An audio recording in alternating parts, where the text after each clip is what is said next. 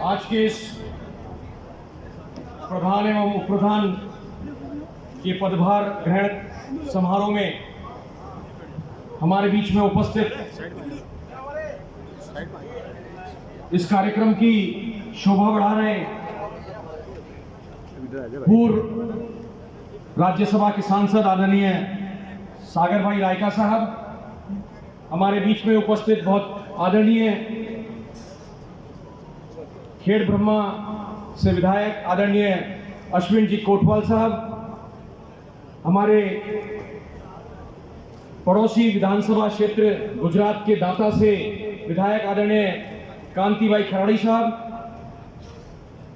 मेरे बहुत आदरणीय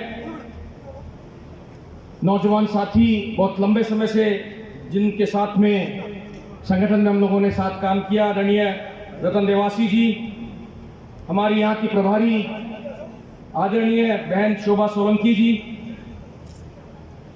जिले के प्रमुख रहे आदरणीय चंदन सिंह जी देवड़ा, हमारे बीच में उपस्थित प्रधान लीलाराम जी और उप प्रधान ललित सांखला जी, जिनके बदौलत हम इस कार्यक्रम में आज यहाँ सब लोग एकत्रित हो पाए हैं।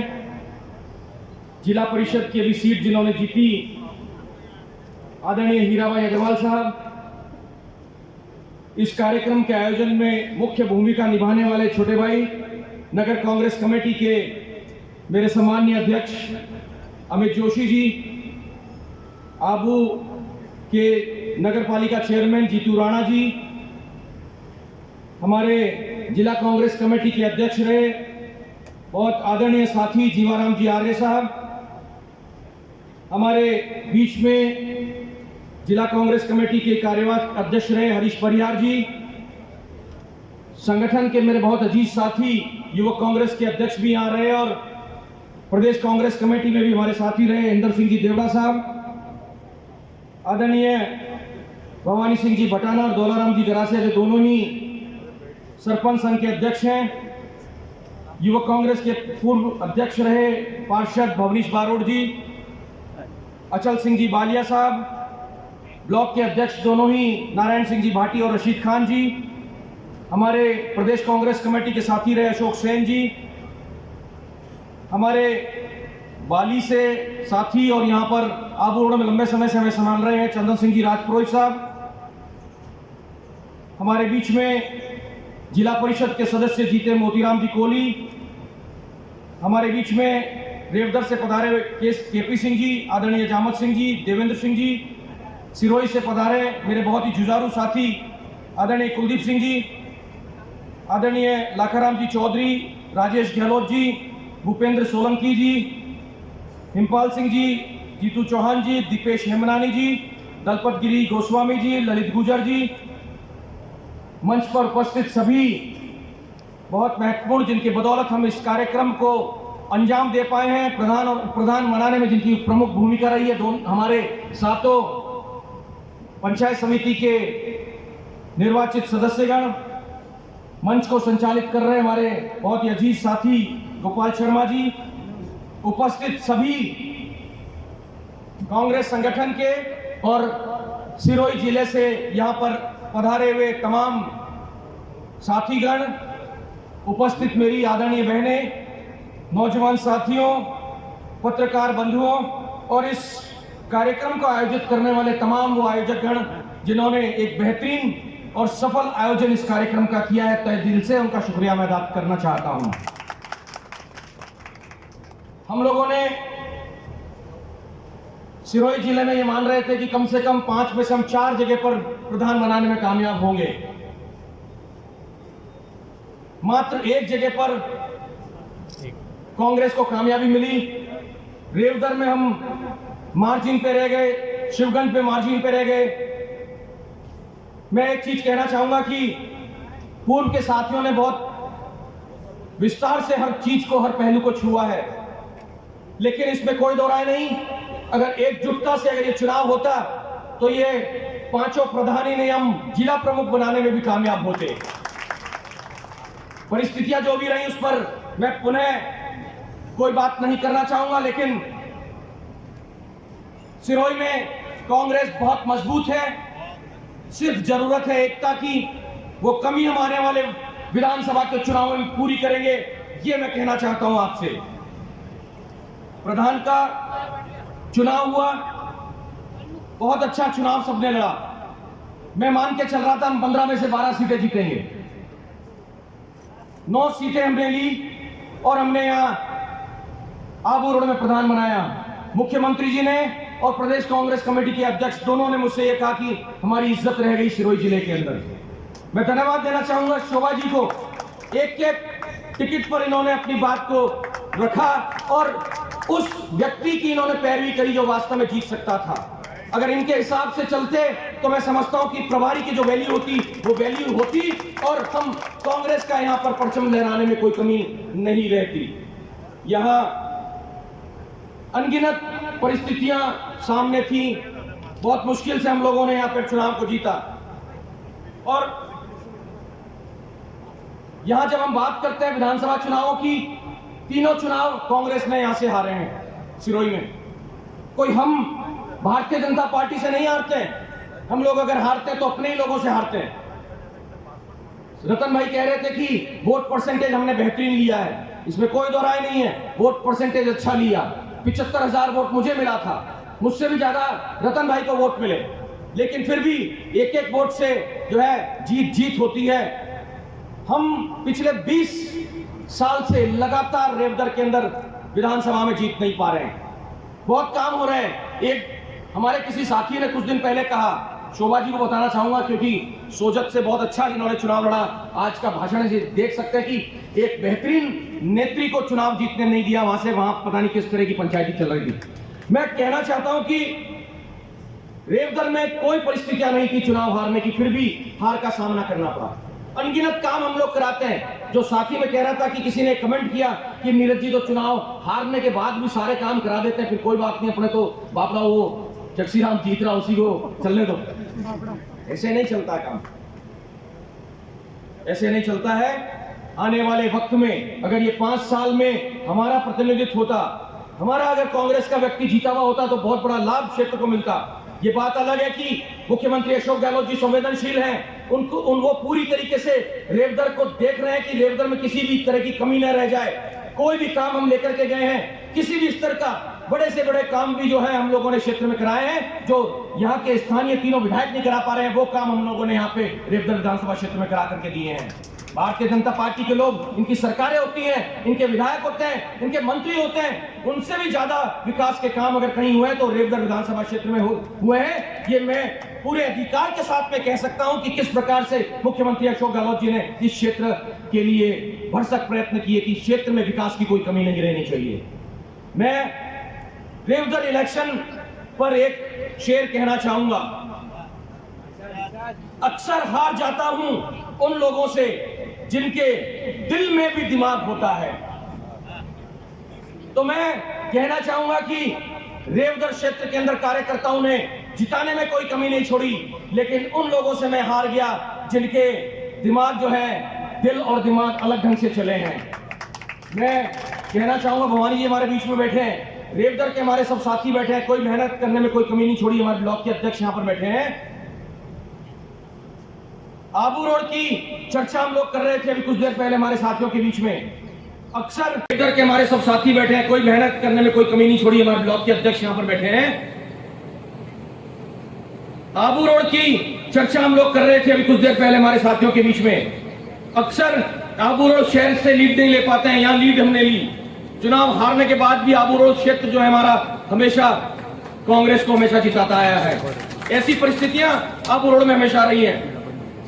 मैं इस मौके पर दोनों साथियों को, प्रधान और प्रधान, इनको बधाई दूंगा और ये मान के चलना, इन साथियों के साथ में बहुत लंबे समय से काम कर रहा हूं। युवक कांग्रेस के ब्लॉक के अध्यक्ष के रूप में लीलाराम जी ने काम किया, पहले उप प्रधान रहे ललित भाई, अब दोबारा बने हैं। बहुत लंबे समय से ये लोग जो है जमीन से जुड़ करके संगठन की इन्होंने राजनीति भी की है।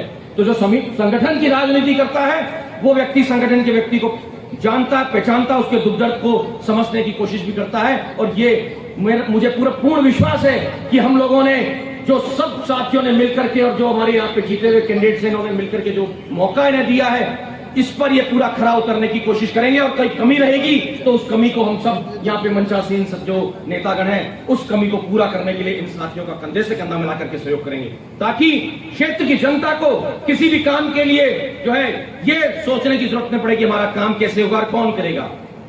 2.5 साल और है। अभी मैंने पिछले कार्यकाल के समय कोई एक बात छिड़ गई थी, मुख्यमंत्री जी ने बात की, हम जैसे 2.5 साल की बात कर रहे हैं ना कि 2.5 साल और है और हम काम करेंगे, ऐसी कोई 2.5 साल की बात पिछली बार हुई थी।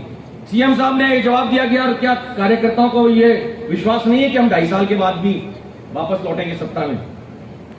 मैं अशोक गहलोत जी मुख्यमंत्री को ये विश्वास दिलाना चाहता हूं इस मंच के माध्यम से कि आने वाले 2.5 साल के बाद में राजस्थान के अंदर परिस्थितियां कुछ भी होती होंगी, कोई भी ट्रेंड चलता होगा कि एक बार कांग्रेस और एक बार बीजेपी, इस ट्रेंड को बदलने का काम सिरोही जिले से शुरुआत करके करेंगे। 3 सीटें हम लोग जिता करके देंगे राजस्थान की। राजस्थान के अंदर कांग्रेस को सत्तासीन करने के लिए एड़ी चोटी का जोर लगाने का काम ये कार्यकर्ता यहाँ का करेगा, ये मैं विश्वास इस मंच के माध्यम से दिलाना चाहता हूं।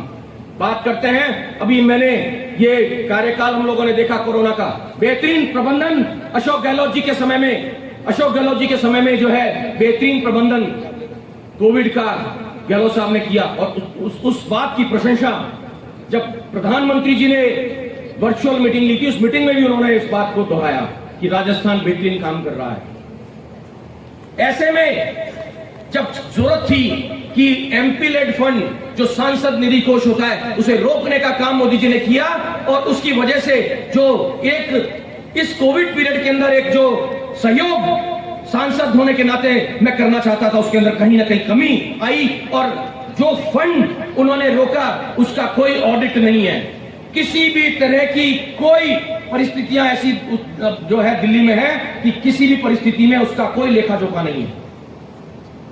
20,000 करोड़ का एक प्रोजेक्ट दिल्ली के अंदर चल रहा है, नई संसद भवन बन रहा है। हमने कहा कि हम इस पुराने संसद भवन में बैठ करके भी जो है देश की सेवा कर सकते हैं, नए भवन की बाद में आवश्यकता होगी या ना होगी, आज के दिन आवश्यकता है कोविड से लड़ने की, और ये 20,000 करोड़ रुपया कोविड के लिए आम जनता के लिए खर्च होना चाहिए था। संसद के अंदर जब बात हुई, जब चर्चा चली कोविड के ऊपर, तो वहां मंत्री का यह कहना था कि एक भी मौत कोविड में जो है ऑक्सीजन की कमी से नहीं हुई है।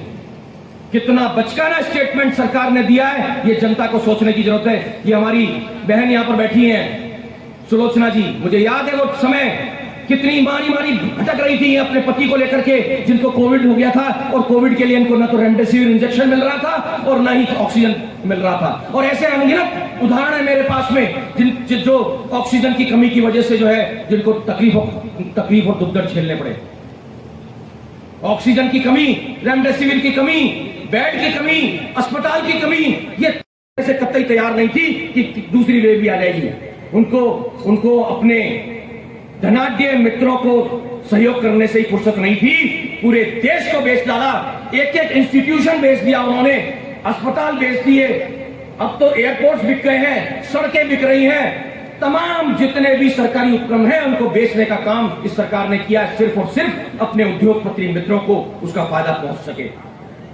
कहते हैं कि भारत को कांग्रेस मुक्त कर दिया जाएगा, इस तरह की चर्चाएं चल रही हैं। एक शेर इस पर भी कहना चाहूंगा केंद्र सरकार को लेकर के,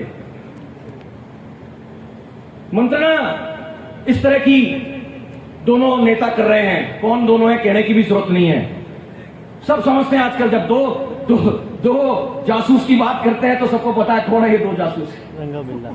मिलकर बैठ गए मजलिस में सारे जुगनू, मजलिस मतलब ये बैठ करके मंत्रणा करने का स्थान जो कहता है उसको मजलिस कहते हैं। मिलकर बैठ गए मजलिस में जुगनू सारे, और ऐलान हुआ सूरज को बदला जाएगा।